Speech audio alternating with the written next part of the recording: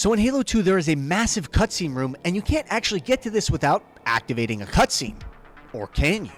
Let's give it a shot! So this cutscene room is located at the very end of the mission Quarantine Zone. And this doorway is the only acceptable way that you can get closer to the cutscene. But doing so automatically triggers this cutscene, which is obviously a problem if we actually want to be able to get to it, which we do, because in this cutscene, there is a massive shaft that goes up and down. But the entire area surrounding this door, although it's open, is covered in map barriers. So we absolutely have to go through this doorway if we want to get to this cutscene room. But the difficulty doesn't stop there. In order to explore the entire cutscene room, including the giant shaft that the Arbiter falls into, you have to somehow find a way to get to the bottom of this giant pit without dying. But before we even worried about this, I would have to find a way into the cutscene room without activating the cutscene. And I had an idea that, if it worked, would solve both problems at once. So in Halo 2, there is a glitch called the player merge. If you do this glitch successfully, you will have two players in the same body. And upon death, one of the players will turn into a character that's technically dead while still being alive. So because the dead player keeps the same physics, my goal was to launch so fast through the activation for the cutscene that it wouldn't register the cutscene. So to get in this player merge state in order to be able to do this, you first have to have one player stick another player with a plasma grenade at the very beginning of the mission. Then they need to swap to their energy sword, keep swinging it, and go to this specific spot in the cave. If done right, the second player's prompt to respawn will disappear. From here, you just need to restart the mission and then stick the second player again. Now, if the first player kills the second player a third time, the second player will then turn into a dead and alive body. But this isn't what I wanted, because in order to do this, you would have to transport that player all the way to the end of the mission. So if you run through the exact same steps, but instead on the third kill have the second player kill the first player, you will then merge into the same body. Okay, so if I kill him, he's going to be in the dead or alive state, but if he kills me, we're going to be in the same body. And weirdly enough, when you do the player merge on this mission, it actually takes you to the previous section that you don't spawn in.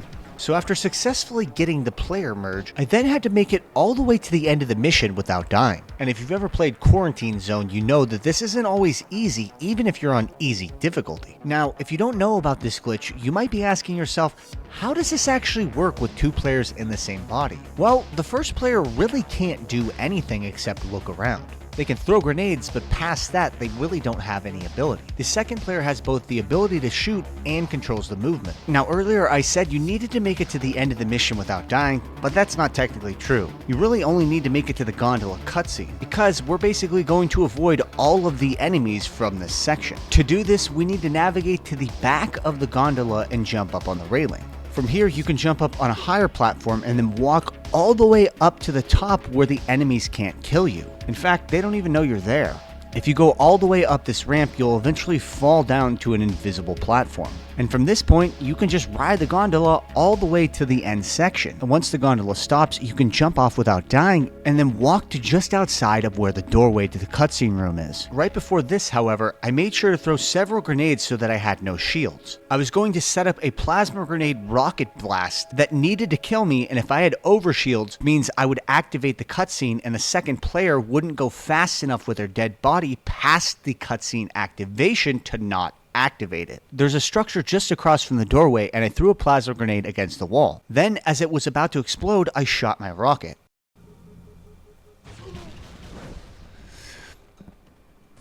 Boom! You have to go really fast past that point. Now I have a dead or alive player that I'm actually in the cutscene room that you can't normally access because going through that doorway triggers the cutscene. So now, I'm just going to push this little guy down the hole. Now, because we have a dead player, we can just push them into this giant shaft, and if we die, we'll spawn on the bottom with the second player. Try to use these rockets. I don't know where the hell my beam rifle went. Oh well, doesn't matter. So I went back and picked up my rocket launcher and then tried to pick up my beam rifle that I was carrying earlier. My objective was never to just get to the bottom of this hole. I wanted to find a way to launch all the way from the bottom, all the way to the topmost rung of the ceiling. Boom, now I'm at the bottom of the cutscene hole. Now to pull this off, I activated quite a few skulls. In order to maximize my launch distance and power, I turned on the boom skull, Feather Skull, and Sputnik Skull. These are the force multiplier skulls. But past that, I also put on the Streaking Skull, which when you throw grenades and they explode, you can get up to double overshields. But even with all these multiplier skulls, I still would need a source of power to get from the bottom to the top. And for this, I activated the Pinata Skull as well. Doing this allows you to beat plasma grenades out of an alive player's body. So that brought me to my next step, which was trying to beat the dead player through the map so that eventually they despawned and then respawned back in this room.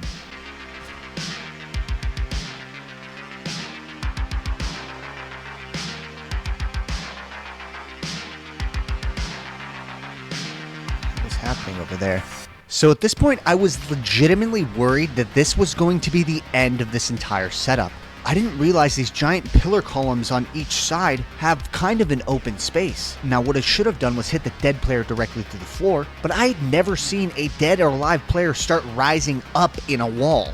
And I'd also never seen a dead or alive player be stuck in a wall for, what, like 40 seconds now? If my second player didn't come out of the wall, I'd have to reset this entire thing.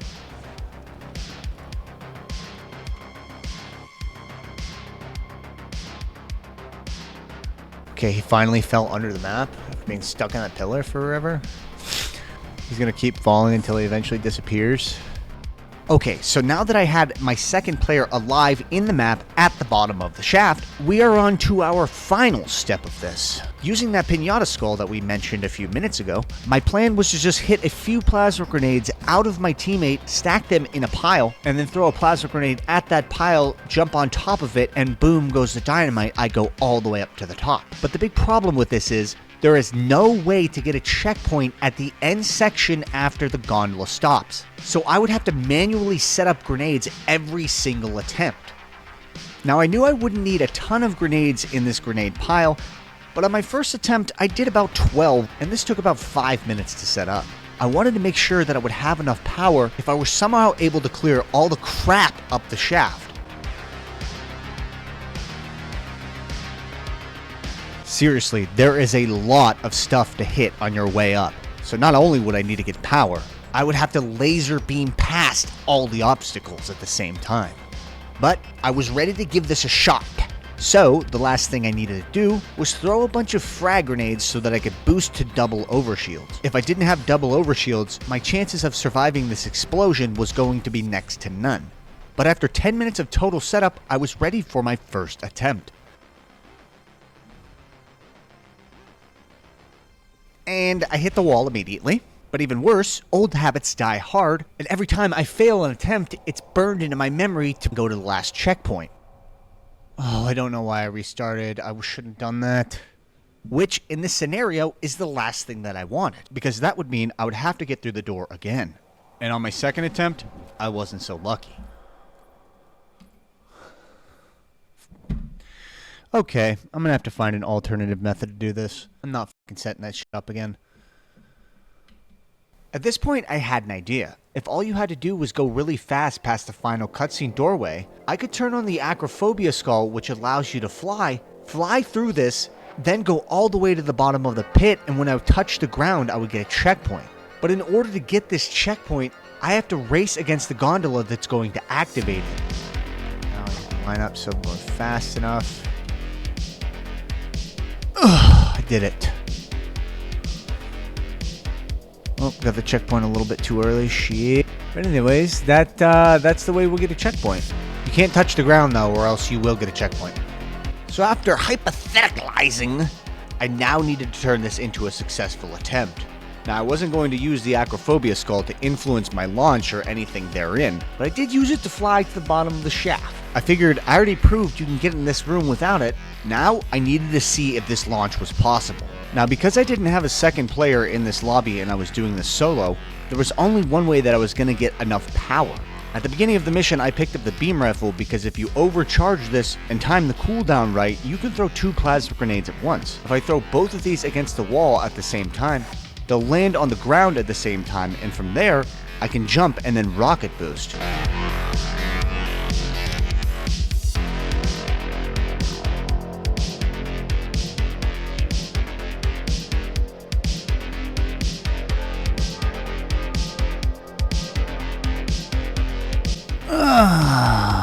Made it back to the top, but I'm trying to make it all the way up. It sucks. Some of my initial attempts on this were pretty promising. I was able to make it all the way up the shaft in less than 5 attempts, but my goal was to make it all the way to the ceiling.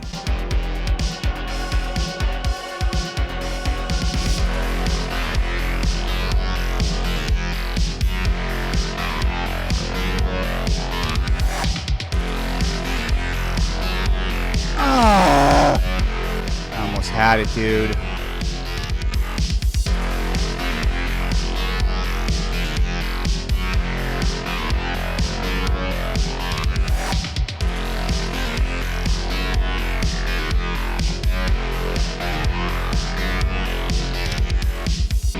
I didn't get up to the top level.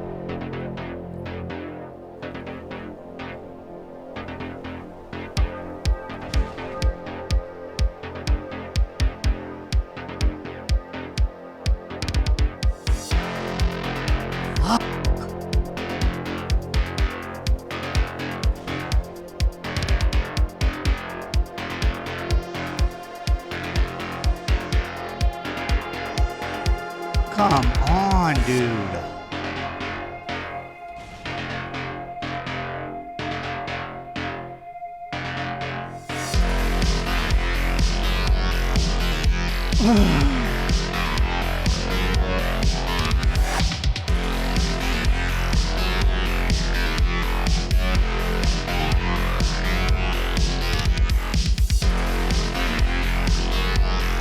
On the power.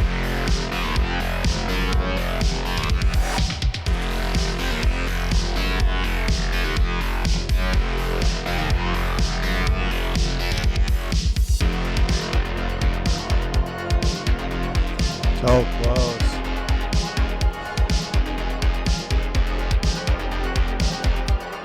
I had enough power.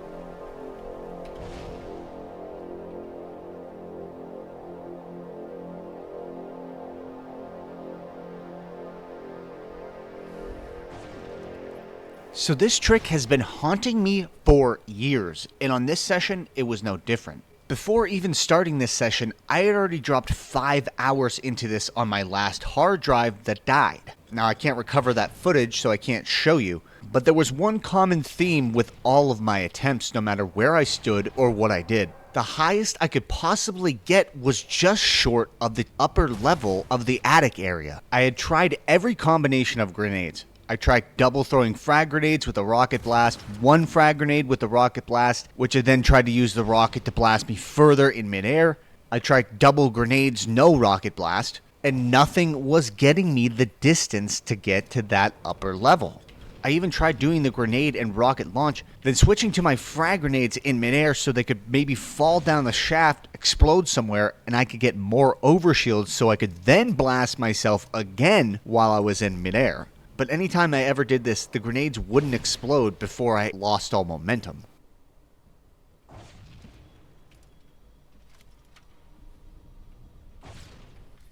At this point, I was at a crossroads. Bungie designed this shaft so that it was the perfect distance that you would just be able to not make it from the bottom to the top, even with a maximum power launch. But I needed to know if it was possible to get all the way to the bottom of the shaft and then back up. So I restarted my entire setup. I just needed a few more feet for this. So my idea was to stand on the first circular rung just above the bottom of the map. From this location is a little bit more precarious, however. You pretty much have to throw your grenades flush against this yellow light, which is about 3 inches wide. Then both grenades have to land on the 3-foot wide beam at the same time. So this meant that getting a good launch was going to be harder. But I had the added benefit of not being able to run into the first rung from the bottom, which is a major obstacle.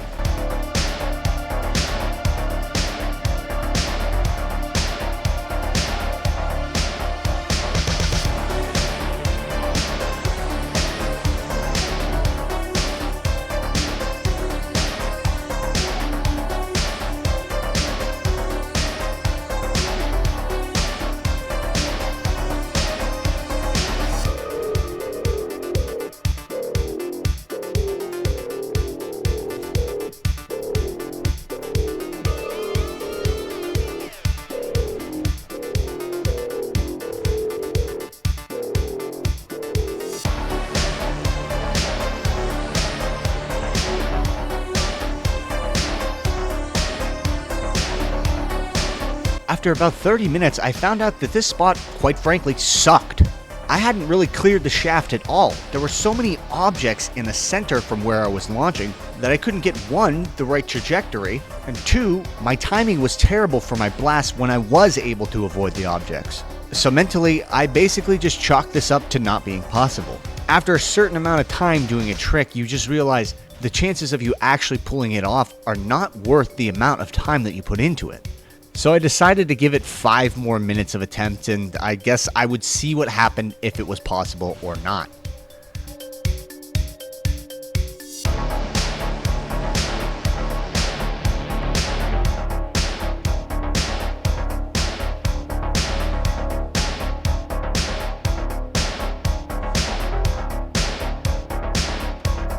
No way. No way. I fucking did it! I fucking did it! Oh. That took, I'm not kidding, like 7 fucking hours. I thought that one was garbage too. Right? Looks so ugly in the new graphics. Like, they got this cool space light up here and oh man. Wow, that took 2 hours in this session? That's crazy. So dark in the new graphics.